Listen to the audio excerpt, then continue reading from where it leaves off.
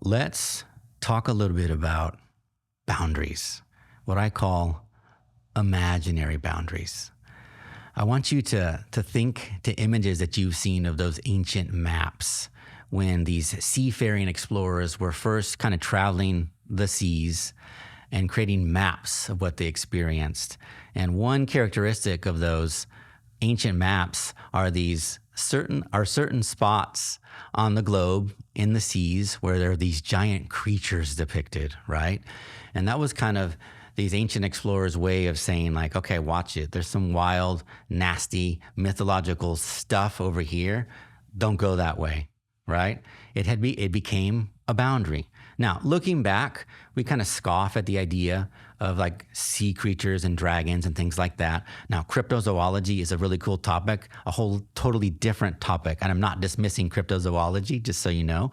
However, for the purposes of this, I just want you to see the analogy here that these imaginary boundaries on those ancient maps are really and truly no different than the boundaries that we have all over our own life. They are imaginary boundaries that we have unconsciously placed on ourselves about what's possible for ourselves and for the world.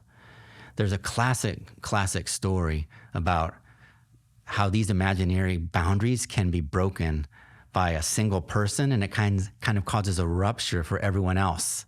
You know, their field of perception and awareness expands, gets broken open, and then it's no longer a boundary for them as well. This is a story of Roger Bannister, Sir Roger Bannister.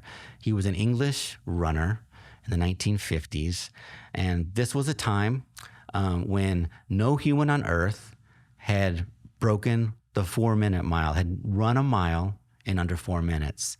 And it seemed like a fairy tale.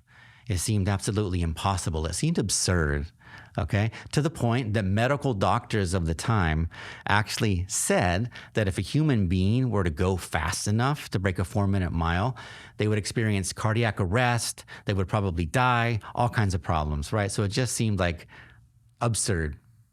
But there was one guy, Roger Bannister, this English guy, that for some reason thought that maybe that didn't apply to him. He just had this idea. That seed was in him. And so what he did was every single day, he visualized himself running a mile. And as he crossed the finish line in this visualization of his, he would look up at the clock and it would say 3:59. In other words, he was breaking the 4-minute mile by a second, okay? And I'm not saying that all he did was visualize. He trained his ass off as well, right? But he combined this with this visualization and, in fact, this core conviction that it was possible, that boundary was imaginary. It was BS, okay? So fast forward a little bit. Roger Bannister breaks the 4-minute mile. I know, it seems like that's how you did the climax? Come on. But actually, that's not my favorite part of the story. That's not the climax. Roger Bannister breaks the 4-minute mile. It's like, wow, he did it, right? Now, this was pre-information age, right? Pre-internet. And so news traveled slowly. But here's what happened. So Roger Bannister breaks the 4-minute mile. Slowly but surely, the news starts to spread out kind of in a radius. And lo and behold, guess what started to happen around planet Earth as the news began to hit different places? You probably guessed it. Other people began to break the 4-minute mile. So what does this tell us? What is the core of the lesson here? Is it that, human evolution had accelerated over those 1 to 3 months, and now humans suddenly had increased capabilities? That's absurd. Did Nike suddenly design a running shoe that improved speeds by 35%? No, Nike didn't even exist yet, right? So you get my point. The only thing that had changed was the mental model of what was a boundary and what wasn't a boundary. That's the remarkable part of this story. And that's kind of a dramatic, classic example. But I want to zoom it into you and to your life, because there is something in your life right now that you don't even consider approaching, let alone crossing. Unfortunately, crossing that edge may give you access to a more expanded and joyful version of yourself and your life experience, but we don't even question. So my ask to you today is to be extremely honest about what it is you really, really want.